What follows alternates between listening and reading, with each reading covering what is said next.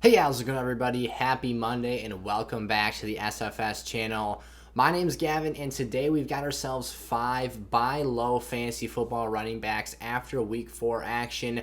It was another kind of funky week for fantasy football. We had some really big name star-studded players who laid out some duds for us, and then on the flip side of things, we had some really strong performances from other players that later in the week when we come out with our sell high video, we're going to have some great candidates to go flip for some of these options that we'll be laying out in today's video. So if you're new around here, make sure to stick around for that. Click that subscribe button and give today's video a like.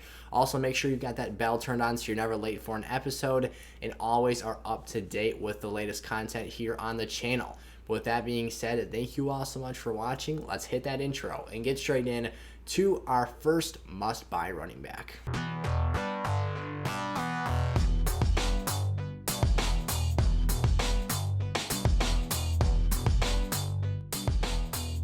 All right, I'm just going to start with this and put it out there because I know for some of you watching this right now, you're already assuming that this deal is not feasible, and that very well might be the case. Something I've talked about in the comment section with obviously fantasy football players who we've put some bigger name trade targets in our previous videos is the fact that league culture comes down to the main source of ability to be able to actually pull these deals off. Some leagues just are not as happy and as prone to trades as others are. I've been in leagues myself personally where trades happen almost every day, and you see that a lot more in dynasty leagues and where you have draft picks as capital and resources to go out and make things happen. But I've also been in very trade-happy redraft leagues, and I've had a lot of experiences which I personally think trades make things a heck of a lot more fun and interesting, and I think that people who are constantly wheeling and dealing makes your fantasy space a lot more entertaining. But I know that there's also a lot of traditional fantasy leagues out there, a lot of leagues that have maybe been together for 10, 20 years, and you just don't trade as much. That's fine, and I understand that you're not going to be able to come out here and get these players, but there is a large percentage of people that are still able to go out and make these trades happen. And what I always say, there's no deal that isn't worth sending, because at the end of the day, no matter how dumb you might think it looks on your end of the deal, you don't exactly know the thought process of the person you're sending it to. My strategy, my process here is I always lowball the first offer and then climb up from there and try and sell yourself. Be a salesman. There's a lot more to this than the simple face value of an offer that you're making. So there is a lot of ways to attack this. There's plenty of angles, and I'm always here for you guys. So drop your questions, your trade scenarios, all that good stuff down in the comment section below, and I will get to as many of you as possible this week. Sometimes we get completely flooded, and I've got so many questions, and they keep coming through the entire week that I don't get back to you all. My intention is to be able to get to as many of you as possible, and I want to try and be the most interactive resource for you all. So with that being said, Dalvin Cook is the first name up on the block here. Coming back from that ankle sprain. Now, he had a very, very quiet game, as did this entire Vikings offense. Dalvin Cook was actually out-touched this week by 1 carry from Alexander Mattison. 10 carries for Mattison, 9 for Cook. A lot of this was game script, and I think partially Dalvin Cook might not have been ready for a full workload either. The Vikings struggled. Opening drive touchdown early in the first quarter, and after that, shutout. 14-7 Browns win. That played a big role into how things shaped up for Dalvin Cook, who I constantly say over and over again is the second best running back in fantasy football. This dude is a stud. He has some of the best volume in the National Football League when he's healthy. There is no reason that I believe you should be panicking on him just yet. I don't think there's going to be any reason to panic in the future, and I'm not even remotely in that realm. But there's going to be people out there, and my trash can just popped open, so I apologize for that. But there's going to be people out there who are going to panic. They are going to lose their mind that Dalvin Cook was injured for a week. He comes back, and now he's splitting touches because the raw stats will tell you that Dalvin Cook had 9 carries to Alexander Mattison's 10, and they will be looking to move off of him. There was plenty of CMC owners who, after he pulled his hamstring, were immediately looking to sell and move him out of their lineup. So that is a legitimate thought process that a lot of fantasy managers go through here. Send an offer. There was plenty of running backs this week that overproduced and overachieved based off of their expectations. Cook was one of the stars that underperformed, underachieved, and now we're left here with that feeling of being underwhelmed, and now there's an opportunity to go buy low for him. So buying low in the sense that you are paying a lower price for a star than you normally would have, but there's still going to be a steep price and expectation here where you are going to have to probably fork over a starting level player, maybe even two, to acquire his resources. But now it just becomes a little bit more doable than previously. And even last week when I had him as a must-target player, even more so this week, the situation becomes even easier now. And my expectation after him having a down performance, I think that lightens up the situation just a little bit here. Before we get into our next buy low running back for week 5 fantasy football action, if you think you're like me and you're going to be putting some money on some NFL games this season, in particular tonight's Monday Night Football matchup between the Las Vegas Raiders and Los Angeles Chargers, you need to go check out OddsJam, which is the best way to increase your profitability as a sports bettor this NFL season. On OddsJam, you can check out the upcoming odds for the most relevant sports games of any individual sport. So, for example, today we'll take a look at the Chargers and the Las Vegas Raiders odds. And here you can see all the different game modes OddsJam has for you to choose from. We'll be going with a straight money line bet here, checking out which sportsbook has the best value for us this week. OddsJam, you can see here highlights in yellow the sportsbooks that give you the best return on your investment into these games. So if you're looking to bet the Raiders this week, plus 150 odds on DraftKings, among others, will get you that best return. And if you want to go with the Chargers, that's who I'll be taking this week. Fox Bet at minus 162 has got you covered, and that'll get you the best bang for your buck in that avenue. We're also going to take a quick peek at OddsJam's risk-free arbitrage bets. Essentially what they've gone ahead and done here is found mathematical line discrepancies between various sports books here. So the situation we've got is the total points at 44, and we've got the over and the under. You've got two options for sports books to choose from to bet the over at minus 238, and you've got 4 sports books to choose from that have those plus 240 odds. What you're going to do here, for example, is you're going to put $100 on each side of this situation. And remember, you're going to want to use one of those sports books that's indicated next to the over or under here. One of those bets is obviously going to win because they're either going to score over or under that 44-point line. The other is going to lose. That situation with the winning bet is going to net you a profit greater than the total amount of money you invested into that game, therefore giving you a guaranteed return on investment, which is something really cool that OddsJam provides to you on a daily basis if you sign up for an account. You can get yourself set up with your free OddsJam account today by heading down to the top link in the description of today's video. I've additionally pinned their Twitter account there as well, so you can get more information on them and become a more profitable sports bettor this NFL season. Alrighty, one more time, go check out OddsJam. The link to their website is found in the description of today's video.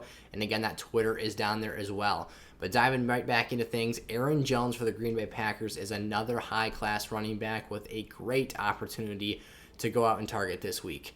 On paper, just like that Dalvin Cook situation, he had a 50-50 split with A.J. Dillon. But watching the game, understanding how my Packers work here, Green Bay was up 17 points late in the third quarter. That is a 3-score lead. Their thought process, their approach to the end of the game is we are dominating right now. We are running the show in this game.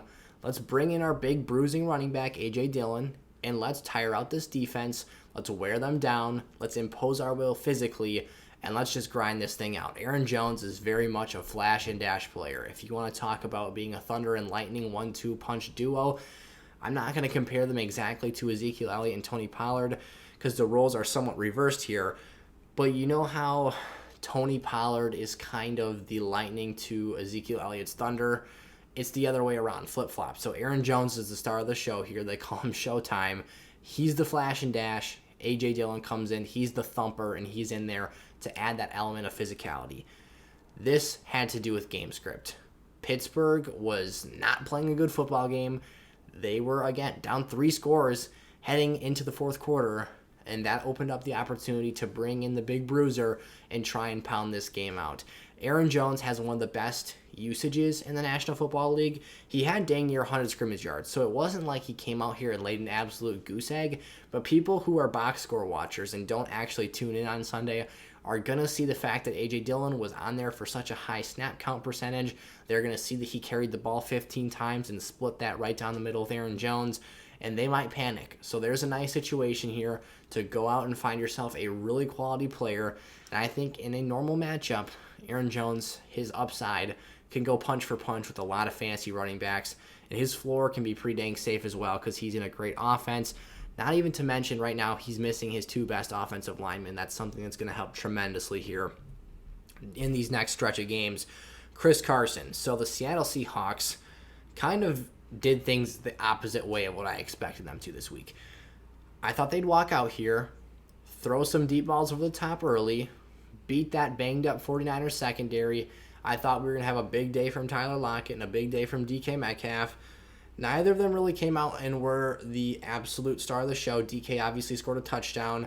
He outproduced Tyler. Tyler had quite a quiet game, actually, which was rather surprising for me. You'll hear from or about him a little bit later in my 5 must buy a target, buy a low wide receivers episode that's coming out today. But Chris Carson was someone I expected. After the Seahawks claimed that early lead, he's going to come in here and pound the clock out, similarly to just how I talked about A.J. Dillon. That was not the case. Seattle fell behind early. They had to catch up. And after that, Chris Carson's 14 total touches only netted him 31 yards, no touchdowns. It was a quiet game. But in terms of seeing volume at a running back 2 caliber player at this position where there's this much scarcity, this is a guy you need to go out and target. The touchdown upside and ceiling that he has week to week is fantastic. His ability to catch passes, his ability to just see a high volume of workload on a weekly basis, it's great. And the fact that you're getting a player right now, too, who is healthy. David Montgomery is another player I love to go out and target, but he injured his knee. He had a very strong game prior to that injury, but someone who I talk about a lot hand in hand with Chris Carson. If I'm giving options out for RB2s I like to target, I usually pair Chris Carson and David Montgomery in the same breath.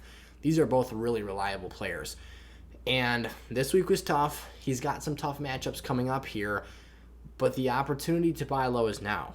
You never know when he might go out there and overcompensate in the touchdown department and make up for one of those tough matchups where he doesn't put up much yardage, and you're looking at turning him into a buy high or a sell high player. So Carson's someone I trust as long as he's healthy and out there on the field. There's no reason for me to believe right now that he is injured or impaired in any way. I think he comes out here, continues his consistent stretch as a quality RB2, and gives us some great lineup production moving forward this season. DeAndre Swift. So he tied his season low in rushing attempts here in week 4 from back in week 2 at 8. That is not very impressive. But what DeAndre Swift has turned himself into here that has been very impressive this season is he has added an element to his game. And obviously he had a down performance this week, so he's not entirely immune to game script, but he has a facet and a gear to his offensive performance style. The way that he actually produces his numbers, that gives him the opportunity to produce whether the Lions are up by 40 or down by 40. Now, obviously, the Lions are not going to beat anybody by 40, and it's going to be dang hard for any NFL team to beat someone by 40, but you understand what I'm saying here. Either he can help ball control late and run out that clock, or he's going to be the dink and dunk pass catcher that's moving the ball downfield and racking up garbage time points for you. So he had a down week this week, 6 targets, Jamal Williams 0. That's very telling to me. Some people will panic. Again, there's always going to be panickers in fantasy leagues out there. Jamal Williams out-touched DeAndre Swift in the carries department, but he saw 0 targets. Targets for running backs are vitally important and vitally valuable to fantasy football production. Let's look at Nick Chubb for a second here. 104 yards rushing today. You know how much he produced in the receiving game? Nothing. 1 catch. Netted him half a point in half PPR scoring. His 100-yard production performance day got him 10.5 fantasy points. 10.5. Those are really nice floor numbers, but that's not winning you any weeks. DeAndre Swift can come out here and have 40 yards rushing, but then catch 10 passes for 60 yards, and that just added a whole nother element to your game. The upside just skyrocketed. I have my concerns, my questions about DeAndre Swift's ability to stay healthy, the Lions' ability to stay in games, but I at least feel confident enough in his pass-catching ability, whereas I was more concerned about this early on in the season because I didn't know how much he'd be used as a pass catcher in this offense despite the strengths in his skill set that he provided and we saw in year 1. he has addressed those issues. He's proved that he is the clear, outside of TJ Hawkinson, he has to be the best pass catcher in this offense right now. If he stays healthy, which is my now biggest concern for him, and the groin being on the injury report every week definitely has me a little bit unsettled. But he is still playing in games, still producing numbers. He's getting goal line carries. He's scoring touchdowns. He's checking all the boxes for now. I would prefer if you go out and make an offer for Swift, who could certainly be a top 12 fantasy running back at the end of the season if he stays healthy and is in a full PPR format or even half. Please try and make an honest effort to get Jamal Williams, because I think that these two together can be incredibly productive, and if one goes down, the other instantly gains a ton of value. Like, even if Jamal Williams were to be ruled out for a game, DeAndre Swift's usage might even climb that much higher, and Dan Campbell just talked about you're going to see a lot more DeAndre Swift moving forward. So this is a player I feel fantastic about. I think that, again, injuries aside, there's nothing that can hold this guy back from a talent perspective, and his usage in his offense is fantastic for right now. He's a workhorse. Stay on the field. I'm hoping he can stay healthy and give us that production year-round. And then Javonte Williams. I feel like I'm kind of, beating a dead horse here, but there is no reason not to continue to target Javonte Williams as a buy low prospect right now. He's producing flex RB numbers. His production is modest at this point. But you're looking at a running back who is just screaming buy low. Look at all the running backs, the trends from the last two seasons, your Miles Sanders in his rookie year, your Jonathan Taylor's last season, amongst others, that start the year off producing quiet or modest numbers, and come fantasy playoff time when you're playing for all the marbles, they go cuckoo bananas and blow the roof off of the fantasy scoring department and ultimately give you league-winning upside. That is what Javonte does here. Sooner rather than later, Melvin Gordon is going to get hurt. He's going to just fade out of this offense to some extent, and they're going to want to feed the fresh young legs and let him go to work and carry this offense home. That's just what we've seen. Look at the past track records when the starting running back, who you're looking at this young rookie, they don't exactly have a clear path to the RB1 workload. It's a bit foggy how they're going to get there. The starter misses one, maybe 2 games, and boom, they are off to the ground running. If you can take advantage of situations where the Javonte Williams owner in your league does not understand the upside at play here, you're not going to have to give up a fortune for him. And this is a player you can get for a very reasonable price. Stash safely on your bench with patience, and if you really need him, you can put him in the flex, because he was not very good this week, but the fact that he has value and is still seeing decent workload and touch usage on a game-to-game basis despite not being the sole starter in this offense proves how valuable he can be going forward if he is producing those numbers on only half of the overall usage he could be getting. Alrighty, those are my 5 buy low running backs post week 4 action. We're crossing the quarterway mark of the season. I don't want the year to go by too fast. I'm really loving my football, and man, we got some really good games and really good matchups here. But it's on to week 5 now. I can't wait. I'm super excited. Make sure you go check out some of the awesome opportunities we've got here on the channel, like SFS Gold, if you're looking to get an edge in your fantasy leagues. I set your lineups for you every week. You get my weekly positional rankings for quarterbacks, running backs, wide receivers, and tight ends. And myself and Eric will respond to your personal direct messages in the community Discord server, which can be joined for free by anybody by using the link down in the description of today's video. But those gold members go a step above. They get their names highlighted in gold so everyone else can see that they're going above and beyond to support the community and the channel here. And then again, they do get those guaranteed response privileges. So go check that stuff out. Subscribe to the channel if you're new around here. Remember that bell so you're never late for an episode. And I'll see you guys tomorrow. Peace out.